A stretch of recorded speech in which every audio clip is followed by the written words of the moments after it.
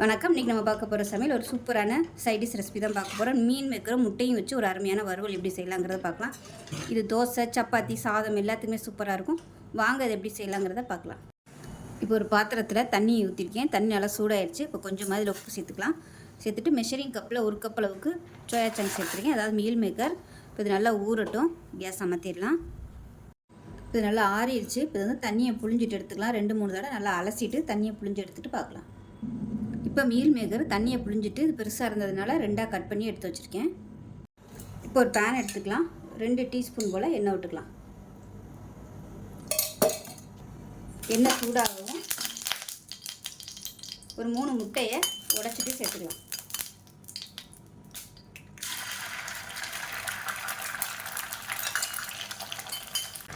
இப்போ இந்த 3 முட்டையும் லைட்டாக அப்படியே பொரிச்சு எடுத்துக்கலாம்.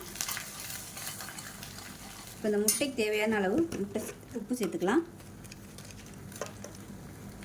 இப்போ இந்த முட்டைக்கு தேவையான உப்பு சேர்த்துக்கலாம்.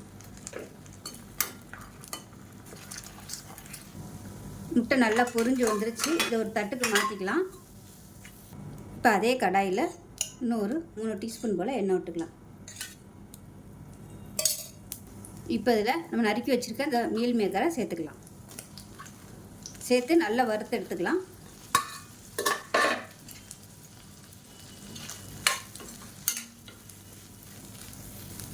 இப்போ இதுவும் நல்லா ரோஸ்ட் ஆயிடுச்சு. வேறு பிளேட்டுக்கு மாற்றிக்கலாம். இப்போ அதே கடாயில் எண்ணெய் விட்டுக்கலாம். நல்லா ஒரு 4 டீஸ்பூன் போல் எண்ணெய் விட்டுக்கலாம். இப்போ இந்த எண்ணெயில் அடுப்பு நல்லா மீடியமாக வச்சுக்கோங்க. மஞ்சத்தூள்,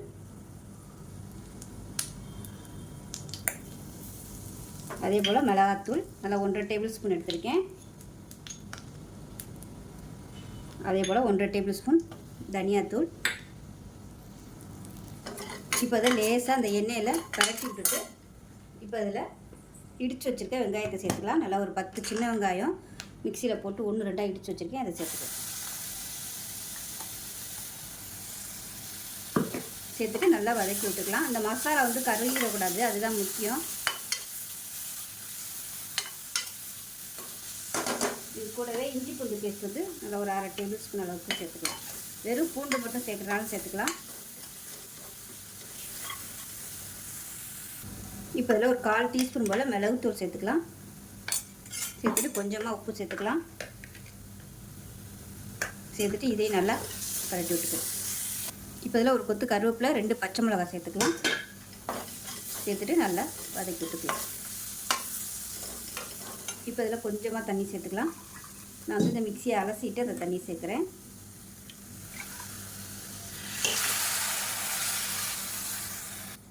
ஒரு 1/4 கப் அளவுக்கு மட்டும் தண்ணி சேர்த்துருக்கேன். இப்போ தண்ணி நல்லா கொதிக்கட்டும்.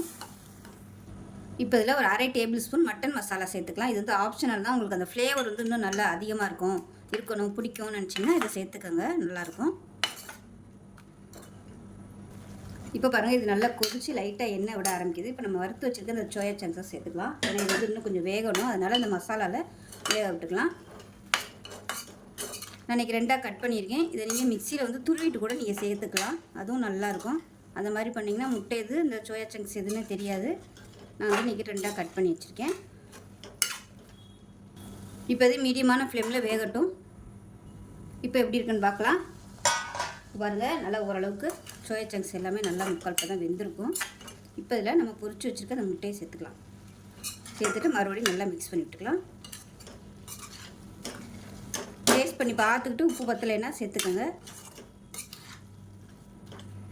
இப்போ மீன் மேக்கர் கொஞ்சம் வேகாத மாதிரி இருக்குது, நரிச்சுன்னு. அதனால் கொஞ்சமாக தண்ணி விட்டுக்கலாம். தண்ணியும் விட்டுட்டு உப்பும் பத்தலை, கொஞ்சம் உப்பு சேர்த்துக்கலாம்.